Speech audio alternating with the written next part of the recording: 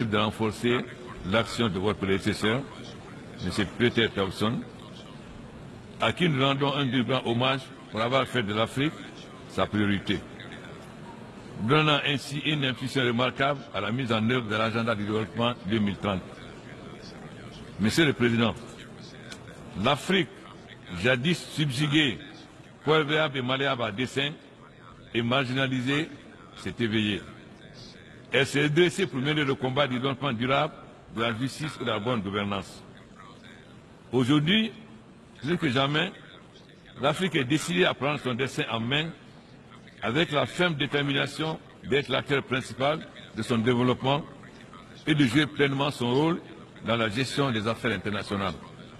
Certes, la tâche ne sera pas aisée, mais nous avons foi car nous avons la potentialité et les atouts nécessaires pour hisser notre continent au rang des plus grands sur la scène internationale. Dans cette optique, l'Afrique tend une main sincère et amicale à tous les partenaires de bonne volonté, conscient qu'il n'y a pas de bonheur véritable que lorsqu'il est partagé, qu'il n'y a de richesse que lorsqu'il est équitablement réparti, qu'il n'y a de partenariat viable et porteur que lorsqu'il est d'égal à égal, qu'il n'y a de paix véritable que lorsqu'il est inclusive, qu'il n'y a de développement durable que lorsqu'il respecte et consolide la dignité des peuples.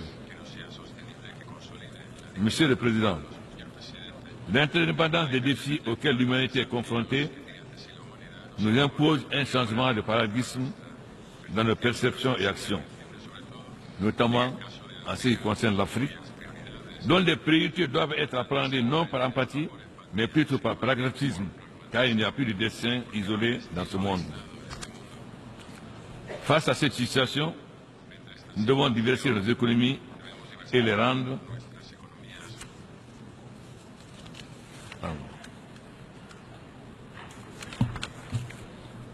les flux massifs de réfugiés, les migrations à grande échelle, les catastrophes naturelles, les grandes pandémies qui interrogent aujourd'hui notre conscience collective constituent la triste illustration de cette réalité. Cette nouvelle approche devra mettre davantage d'accent sur l'être humain et la restauration de sa dignité si nous voulons éradiquer la pauvreté et atteindre les objectifs de l'agenda 2030 et 2063 de l'Union africaine. L'adoption de l'agenda 2030 au plan international et de l'agenda 2063 au plan régional constitue une grande avancée dans notre lutte contre la pauvreté, prouver que nous respectons nos engagements. Monsieur le Président, le retard de l'Afrique n'est pas une fatalité. L'Afrique a été le continent le plus dynamique aux 7 dernières décennies. Selon les prévisions du Fonds monétaire de la Banque mondiale, cette croissance se poursuivra en dépit de la chute des prix des matières premières fixées en dehors du continent et dont les économies restent fortement dépendantes. Face à cette situation, nous devons diversifier nos économies et les rendre plus résilientes à travers davantage d'investissements dans des secteurs véritablement porteurs et croissants durables tels que l'agriculture, les infrastructures, les technologies de la communication et de l'information et l'énergie. L'industrialisation et la transformation structurelle auxquelles l'Afrique aspire est tributaire de nos accès à l'énergie, mais surtout de l'intégration économique du continent à travers la mise en œuvre de la zone de libre-échange continentale prévue au marché commun africain. La soif de prospérité des Africains, portée avec beaucoup de dynamisme et d'énergie par sa jeune population, est appréhendée avec vigueur par les dirigeants africains qui ont décidé de consacrer le thème de l'année 2017 de l'Union africaine à la jeunesse et de proclamer la période 2018-2027, décennie africaine pour la formation et l'emploi des jeunes dans les domaines techniques, professionnels et entrepreneurial. L'Union africaine s'est résolument engagée à trouver des solutions pérennes aux nombreux défis auxquels les jeunes sont confrontés, en vue de faire de cette couche sociale, qui représente 70% de notre population, le véritable moteur de développement de notre continent. Cela constitue le gage de la stabilité, de la sécurité de la paix et du développement harmonieux et durable de notre planète. Aussi, je n'aurai de cesse de plaider en faveur de l'initiative africaine visant au recrutement, à la formation et au déploiement de 2 millions d'agents de santé communautaire sur l'ensemble du continent. J'appelle la communauté internationale à soutenir cette initiative qui permettra à la fois de créer des emplois décents, prévenir les pandémies et d'assurer le bien-être de nos populations. Monsieur le Président, l'Afrique a décidé de se prendre en charge et de parler désormais d'une seule voix pour trouver des solutions pérennes à ces problèmes. La désignation des chefs d'État champions permet aujourd'hui à l'Union africaine de parler d'une seule voix sur des questions essentielles. Nous avons entamé un processus de réforme institutionnelle pour renforcer l'efficacité de notre organisation, rationaliser son action, raffermir son autonomie politique, économique et financière, lui permettant ainsi de jouer un rôle d'avant-garde sur la scène internationale.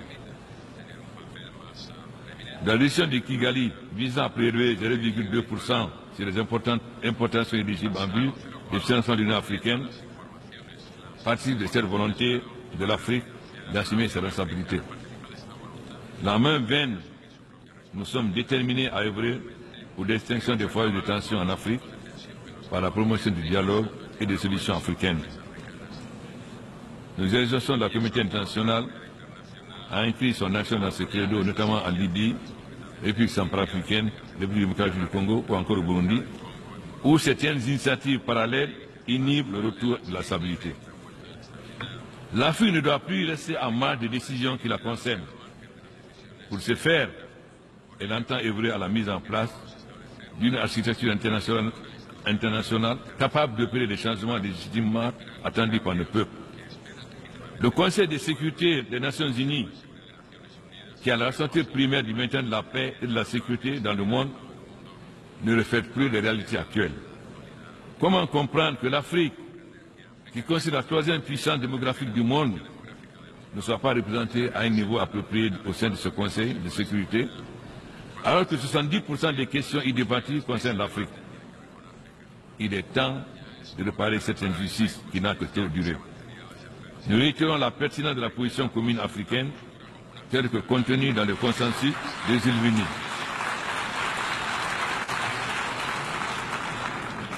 Nous exigeons l'élargissement du Conseil de sécurité dans les 2 catégories de membres, dont 2 sièges permanents et un total de 5 sièges non permanents pour l'Afrique, choisis par l'Union africaine. Aussi, à défaut de l'abolition du veto, les nouveaux membres permanents du Conseil de sécurité devront avoir les mêmes prérogatives et privilèges que les membres actuels. Monsieur le Président, dans la gestion des crises et conflits qu'affectent l'Afrique, l'Union africaine privilégie l'approche régionale. Le partenariat entre les Nations Unies et l'Union africaine doit en cela s'inscrire dans une dynamique de renforcement des capacités d'action des régions, celles à même de mieux comprendre les causes profondes des crises et conflits et de trouver des solutions idoines. À cet égard, la résolution 2359 adoptée en 2017, relative au déploiement de la force conjointe du G5 Sahel, constitue un jalon important vers la concrétisation du partenariat que nous ambitionnons sur les questions de paix et de sécurité en Afrique. Je voudrais renouveler notre appel en vue de la mobilisation effective des ressources indispensables à l'opéralisation de cette force. L'Union africaine ne ménagera aucun effort pour faire face à sa responsabilité de contribuer à hauteur de 25% au financement des opérations de maintien de la paix en Afrique, mandatées par le Conseil de sécurité, dans la perspective de faire taire les armes à l'horizon 2020. Nous nous réjouissons en cela de la vision du secrétaire général, M. Antonio Guterres, mettant au cœur de son action la quête de la paix, en accordant une attention particulière à la diplomatie préventive. L'Union africaine adhère totalement à l'approche privilégiant la prévention, la médiation, la promotion du dialogue et des solutions politiques pacifiques et la connaissance de la paix, car moins coûteuse que les opérations de maintien de paix, dont l'efficacité suscite beaucoup d'interrogations. Nous encourageons l'élan de réforme engagé par vous, M. Guterres, notamment la restructuration de l'architecture de paix et de sécurité, tout en rappelant qu'une réforme globale de l'ONU, pour qu'elle soit viable et effective, doit être inclusive de tous les États membres qui doivent pouvoir apporter leur contribution à travers les processus intergouvernementaux dédiés.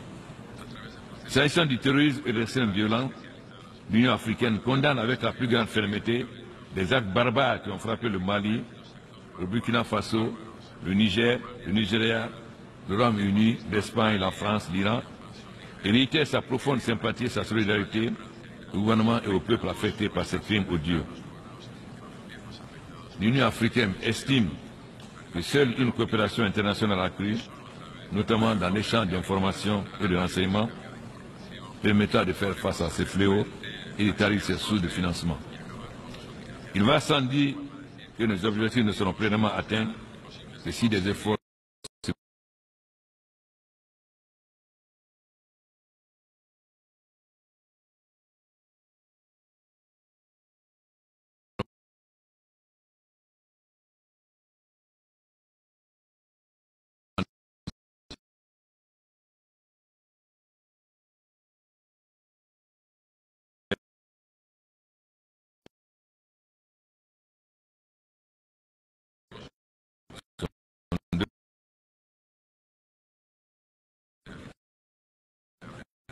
convaincus que toute solution viable et durable au conflit israélo-palestinien passe nécessairement par la création de deux États vivant côte à côte en toute sécurité dans les frontières sûres internationalement reconnues sur la base de celles d'avant 1967. Aussi, nous demeurons profondément préoccupés par la situation qui prévaut dans la péninsule coréenne et nous appelons toutes les parties à la retenue. Nous réaffirmons notre engagement en faveur d'une dénucléarisation totale de la péninsule, conformément au traité de non-prolifération nucléaire. Monsieur le Président, le XXIe siècle sera sans doute un siècle où les Africains vont davantage compter et de façon décisive. Car il y a un sentiment de plus en plus marqué chez les dirigeants et la jeunesse africaine que l'heure du renouveau est venue. Les femmes et les jeunes africains sont déterminés à écrire une nouvelle page de l'histoire de l'humanité. Donnons-leur cette opportunité, ils la prendront d'eux-mêmes. Ensemble, construisons donc une mondialisation plus humaine et plus positive, notre planète plus sûre et préservons-la. Pour ce faire, l'agenda 2030, le plan d'action d'Addis Abeba et l'accord de Paris sur le climat nous servent de cadre de référence. Œuvrons à leur mise en œuvre effective.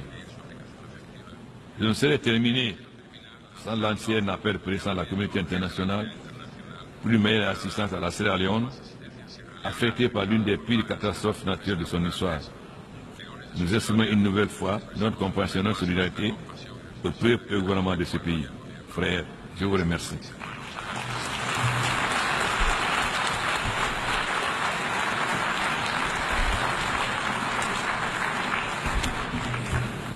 Au nom de l'Assemblée générale, je tiens à remercier le président de la République de Guinée de l'allocution qu'il vient de prononcer. Je demande aux représentants de bien vouloir rester assis pendant que nous prenons congé du chef d'État.